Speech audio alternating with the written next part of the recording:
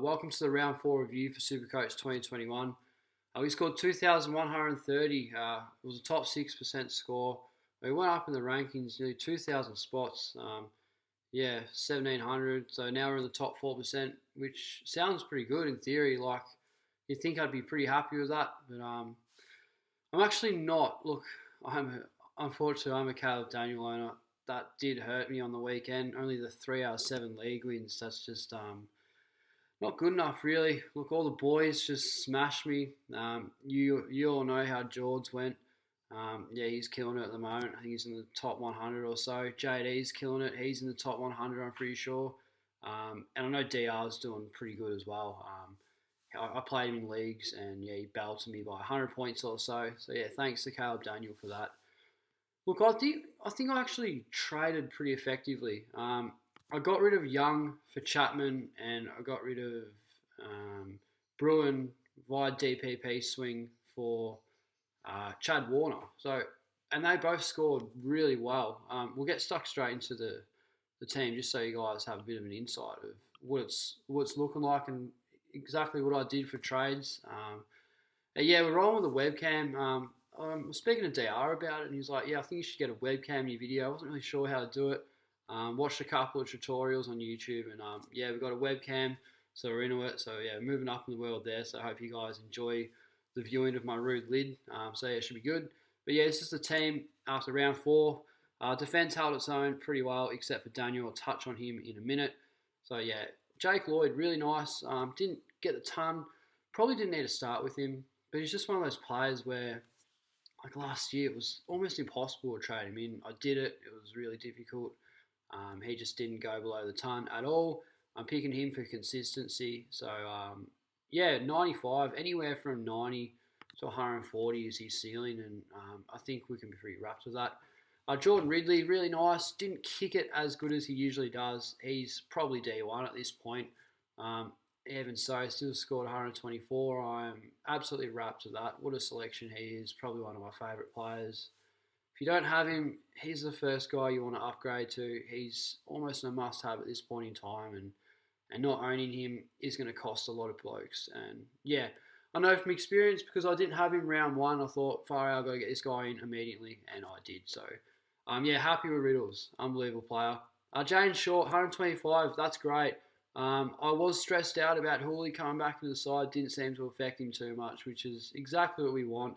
I hope that can consist, and hopefully Short's role. He's still taking kickouts, which is good. Meters gained is his attribute. That's what he does, and that's what gets the points. So, really like Shorty as a selection. And here's Caleb Daniel with the 19.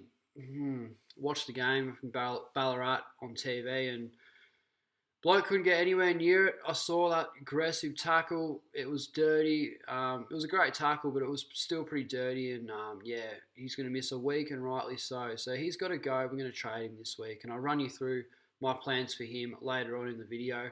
Jordan Clark, it's not the best. It's not exactly what you want. Still got a low break even. 36. I'm taking that. Projected price change of 16k. I think we can hold him for now. It doesn't seem like his job security is as bad as we thought it might be. Still playing. Menengola, and I'm pretty sure Duncan come back in the team. I'm not sure. Pretty sure anyway. And they didn't drop him. So, seems to be fine. We'll just see how we go. Forced to hold him anyway. And we trade in Heath Chapman. Great move there. The reason I did that is because Cozzy and Highmore will not play. So I had to do something about that. Didn't want to cop a donut, so I had to burn an extra trade, and it worked out for the best. Jumped on him right in the nick of time. He was 148k, now he's 207. If you don't have him, it's not too late to get him in. Similar to me with Chad Warner, just missed out by a week. It went out 50 or 60k. What are you going to do about it? I mean, just get him in. You got to, if you want Chapman, you got to get him in this week. Seems to be benefiting quite a lot without Hayden Young, which is good. So for me, it was kind of like a direct replacement, Young to Chapman, and to me that seemed more than ideal for rookie coverage, and it's good to get a nice defender rookie at D6. I think we can rest easy there. So on to the midfielders. Jack Steele. What a player he is. I'm so stoked with this selection.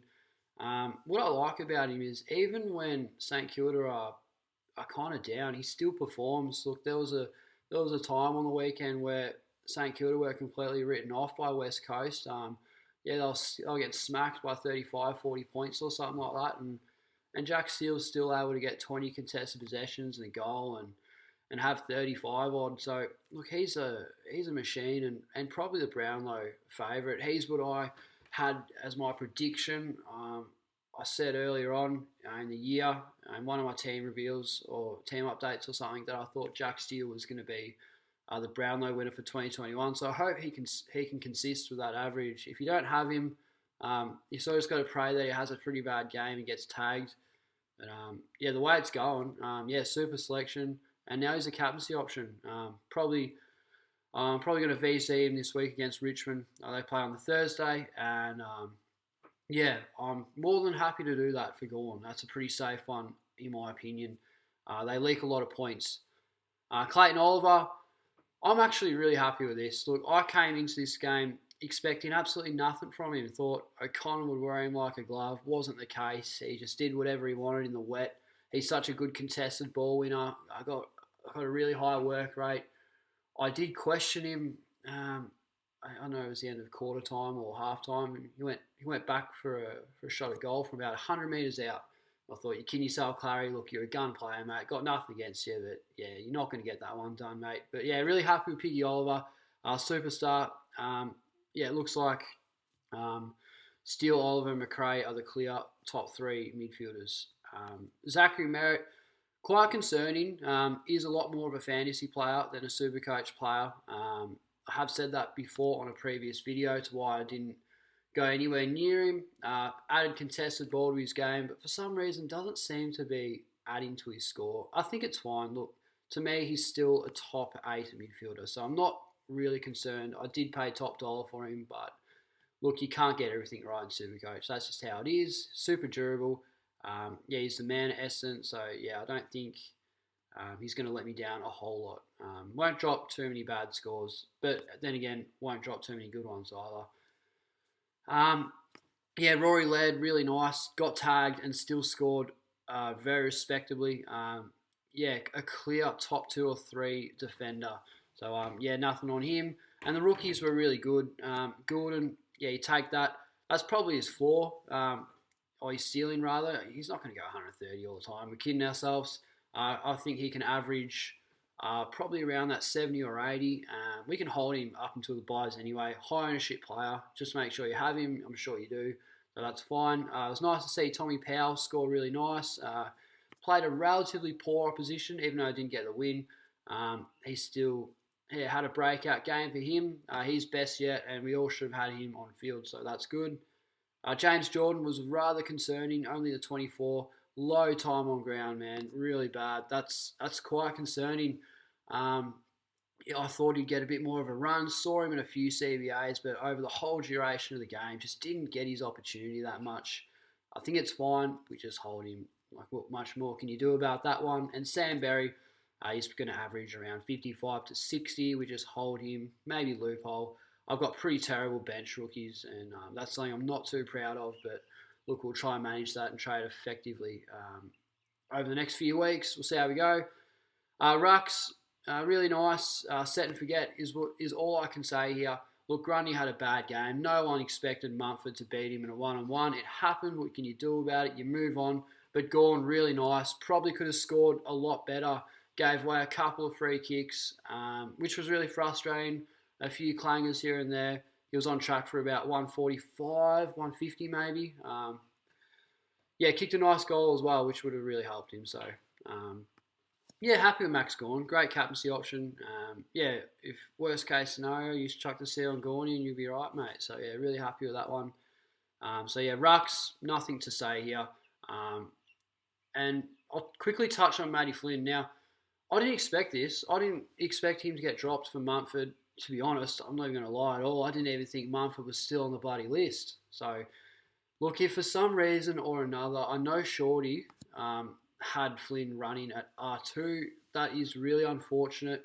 Not a good move. Look, that just brings you back to the set and forget rule and that principle.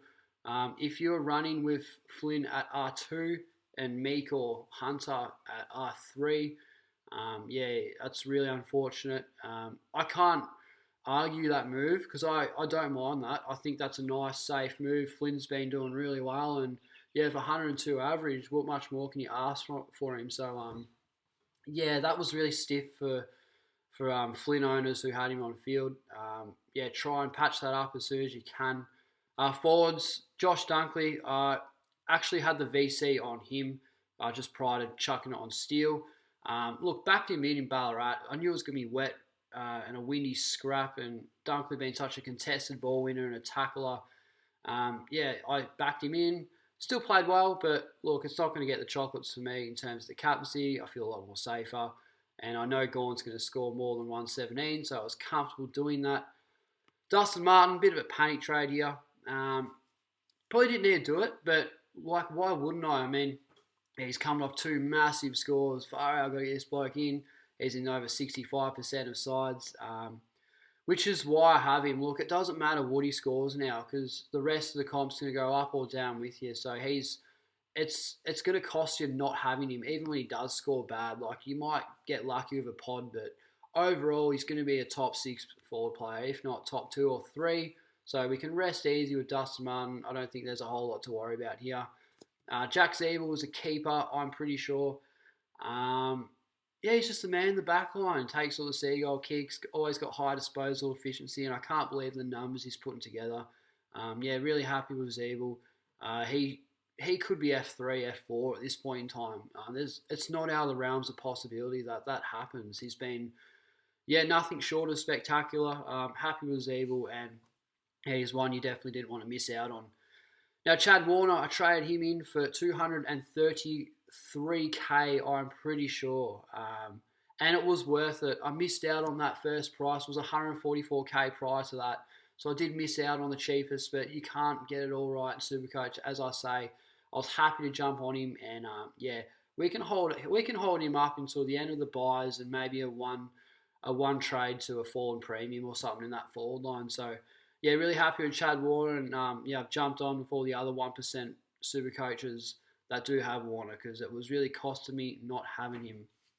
Now, a player I don't have around that same sort of situation, who was a guy that I was about to trade in, I didn't, and that was Jarman Impey.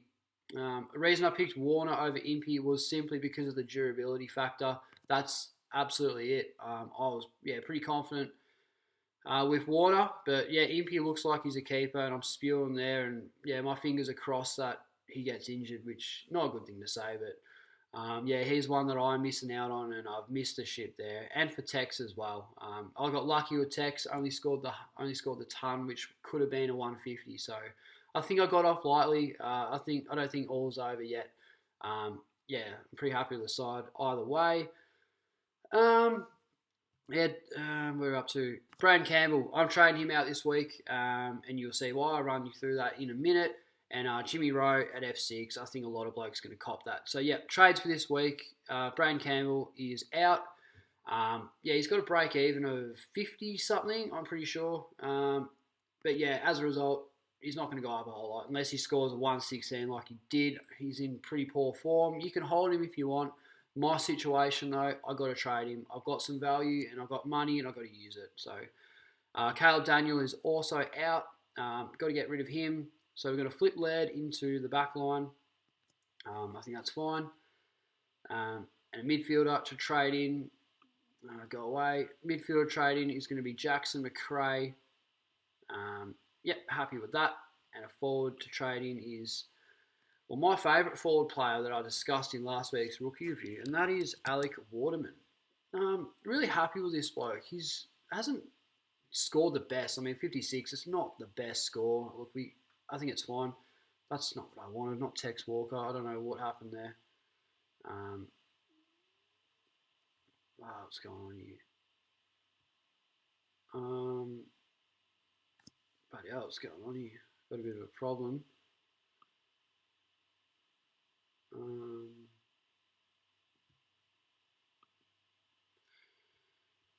Yeah, there we go. Fuck, I'm sorry. I started by brain fade there. Yeah, there's me trade. So, yeah, out Braden Campbell and Caleb Daniel for Alec Waterman and Jackson McRae. Now, McRae, I think you got to have him. He's clearly going to be a top 2 or 3 midfielder overall. A must have. Got to be in there. And I've got the luxury to sideways trade because of Daniel. And I think I've set myself up for a really good response. And I think McRae's the difference. McRae and Impey are the clear difference that I'm not in the 1%. If I can get McRae in the side, I think defence looks really good. We can rest easy there. I think Clark and Chapman are good rookie coverage. And yeah, I think all's well with this team. So yeah, obviously captains, we're going to VC Steele, it looks like. Yeah, my computer's a bit slow at the moment. I've got a lot of things running, so yeah, that's my problem there.